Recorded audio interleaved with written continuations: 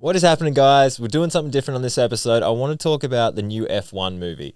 Now, I went and watched this a couple weeks ago, and I absolutely loved it. I think movies these days don't carry emotion with them. They don't have storytelling. They just have a lot of action scenes and jump cuts and try and keep the person engaged that way. But storytelling has kind of gone out the window in 2025. I think due to the fact that we have so much information, so much to view on our phones constantly, we get distracted easily and we don't actually sit down and engage with characters and build a storyline to then obviously build emotion with. So went and watched this and I thought it was great. I thought it was really good. But as I was watching it, I drew a lot of similarities through this driver played by Brad Pitt with his lifestyle, how he, I guess, carries himself, the things he does and why he does them.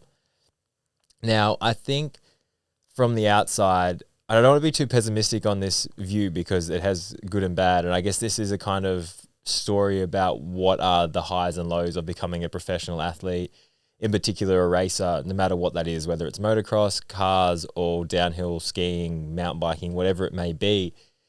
I think they all kind of overlap in the sense of you are by yourself and it is quite a lonely road to go down. Yes, you have your team. Yes, you have people around you, but when it comes down to it, when you're in that start gate or in that car or in that moment, you're very alone. And it can be amazing when it goes well because you know that's all on you. But as well, when it goes wrong, that's all on you. And I guess I'm doing this video because I saw in this movie where he was at when he was competing, Brad Pitt, in this movie, and like the life he lived and what he had to give up to have that life.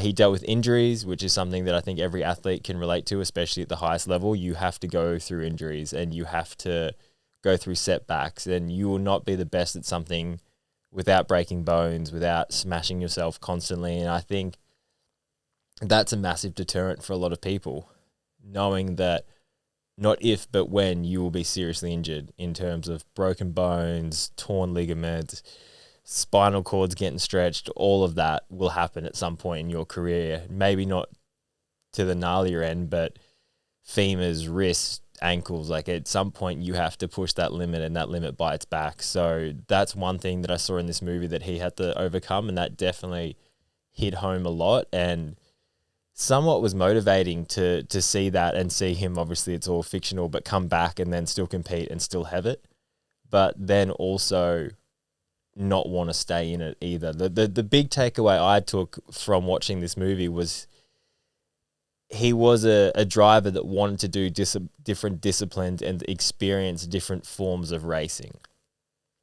And I think that's such a cool message to get across, and something that I can relate to massively is I wanted to start racing downhill because it was so different. It was so out there. It gave me the ability to travel, to go new places, to meet new people, to push myself to the very limit and find out who I was beyond just, I guess, me as a person. Like, you don't know who you are until you are tested to the very limit. And I think a sport like downhill or even F1 or motocross or whatever it is, you are put in a situation where you have to really question who you are and how far you're willing to push yourself in the hope of achieving a goal or a dream. So watching this and seeing that that was something he did, but then got to a point where he wanted to do something else. Like he raced Daytona and then obviously went back to F1. And then at the end of the movie, spoiler alert, he goes, and I'm pretty sure he goes to enter the Dakar or the Baja 5000. So it's just when I talk about this a lot, it's like when you do something to obtain mastery, you have to carry with it a certain level of boredom.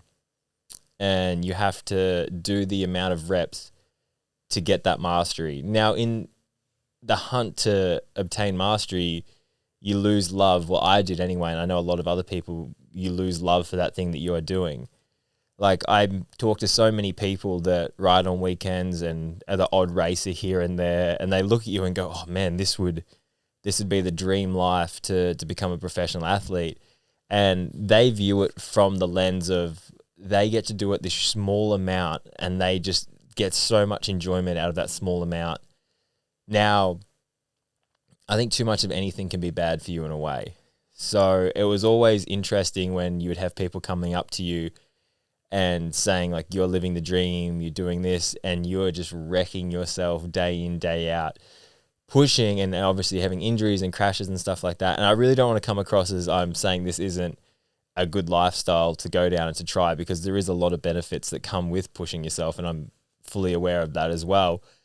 But I just want to show, I guess, both sides of the coin with becoming a professional athlete, especially in the realm of downhill. And I guess recently talking about how much money we actually do make, or I did make in the past, and shining a light that it isn't all rainbows and sunshine. Like, as much as I wouldn't change a thing, and I loved my career racing mountain bikes, and I do miss it to a certain point, there's bits that come into play that I just don't think people talk about. I think you're looked at as, if you're talking about something as not being that good or not being as shiny as everyone else might perceive it, you suddenly get shut down and go, well, I would swap you any day of the week, so shut up and just enjoy what you get. So I know that's a big talking point, and I'm always conscious of that whenever I do videos like this and do talk about it, because it was amazing, and it did get me the ability to see the world and get someone else to pay for the ticket and go put myself in situations that were life-changing. So not taking away from that at all, but relating back to the movie, the F1 movie, with Brad Pitt talking about how he's had 2 divorces and he's this kind of loner that just lives in a van and drives around floating to the next event and making money that way. And I definitely see a lot of correlations to my life, and knowing that relationships are hard to maintain when you're away for 3 to 4 months at a time, and you're in a high stress environment where your mood is so determined by not only your results, but then the people around you. And I would always talk about, if you can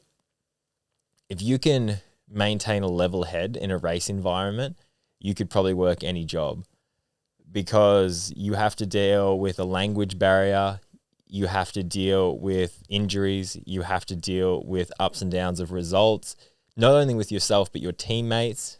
Like, there was the amount of times when I might have the best result I've ever gotten before, and then my teammates crashed, my other teammates didn't qualify, someone's getting hallied out. Like, it's so many different emotions that you have to balance in a team, where you could be at the highest of highs and someone is at the lowest of lows, and you are condensed in a tent in a car park in the other side of the world, and you have to somehow maintain, I guess, a certain level of like care for that person, excitement for yourself, and then also nerves of, okay, now we've got to do this again the weekend after. So yeah, it's a tricky lifestyle and life to manage, but there are massive perks that come out of it, in terms of just the sheer ability to do something you love in front of the world is something that I think always miss to a certain degree. I miss getting in that flow state, riding my bike to the best of my ability, knowing that the rest of the world is watching this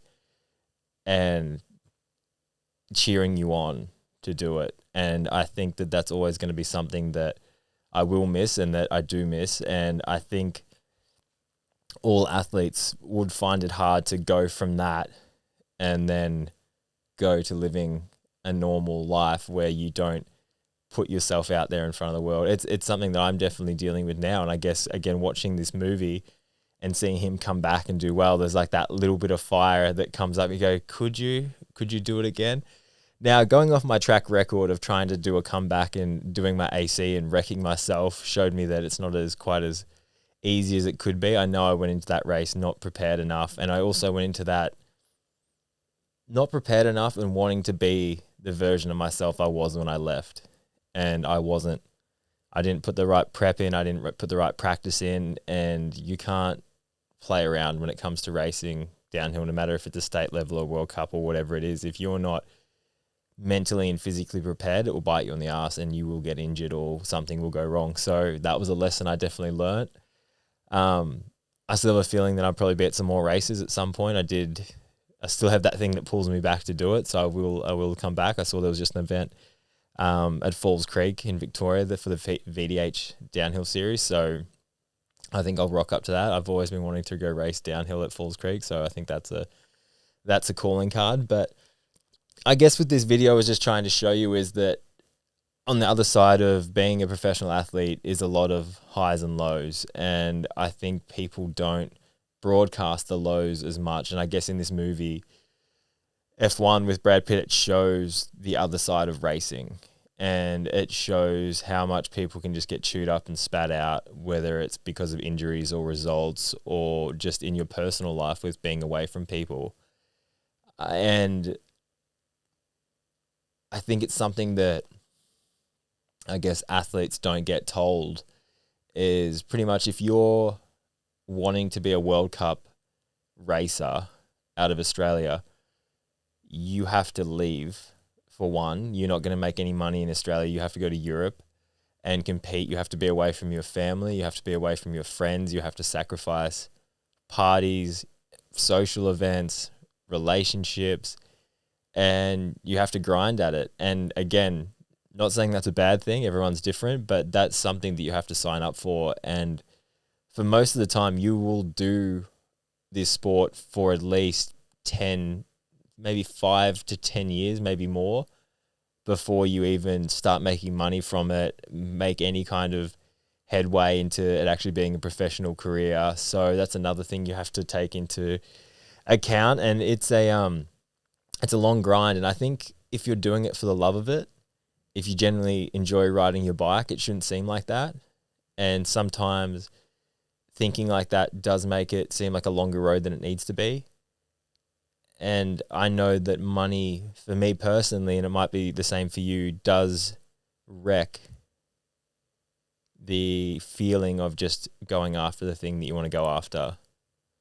I think you need to do it for you, and what comes as a bonus or a perk from doing your best at whatever that may be should be the thing you focus on second. But I don't think you should go into anything for money, but it's just, again, another side of the coin that shows you that it will take a lot of work, and the percentage of people that actually go after downhill as a professional career out of Australia, I don't know what the stat would be, but it'd be very low of people that actually do make it to the other side and do get paid to compete and race their bikes. And then even once they do, that amount of money you will get paid is not very much. And I guess looking at all these factors, it goes, would that be something you'd still want to do? And I think I talked to Dr. Steve Andrews the other day about this and how no one becomes a doctor. He said no one would become a doctor if they knew how long it would take to actually get into the field they want to get into. And then obviously being a practicing surgeon at that level, I think it took him 15 to 16 years before he actually kind of got to his goal. And he said, looking back, if someone told me it would have taken that long, he probably wouldn't have done it.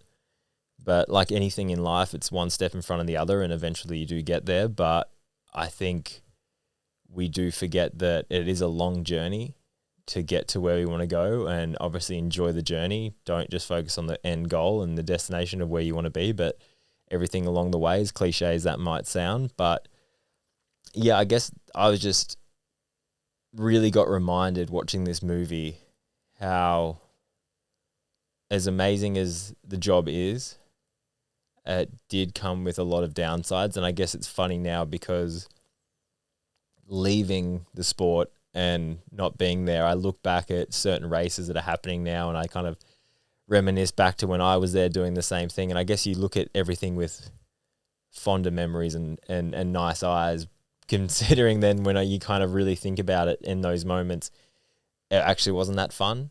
It was quite challenging actually, being away and having injuries to face and all these other things that come along with it. But now, like anything, you look back in time and you realize that it was actually pretty good. I feel like I'm just rambling on here a little bit, but that's kind of what the whole point of it was. I didn't have a direction I wanted to go with it, but pretty much to sum it all up, being a professional racer, no matter what that is, comes with a lot of isolation, a lot of struggle, a lot of hard relationships to maintain, a lot of injuries. And I think if you are an athlete or a young kid trying to get into racing downhill, just know that it does come with all of that. And I'm not saying don't go after it. I think you should go after it. And I think all of those things should motivate you to go, like, to push yourself as far as you can to achieve those things. Because I think that is what life is all about. I think they just condense it all down and really magnify certain issues that could come up. So it definitely made me into a better person. I feel like I'm proud of who I've become through competing at the highest level and traveling the world in the process. So I think it's something that you should go after and you should really try and get the most out of. But yeah, there's a lot of hardship that comes into trying to make your dreams reality. So just know that going in. I think you should surround yourself with good people. Find people you idolize and put them in front of you and learn from them. Ask them questions, ask them good questions, see what they've done. And I think that's the easiest way to level up quickly. And then set goals, work back from those goals to create good habits.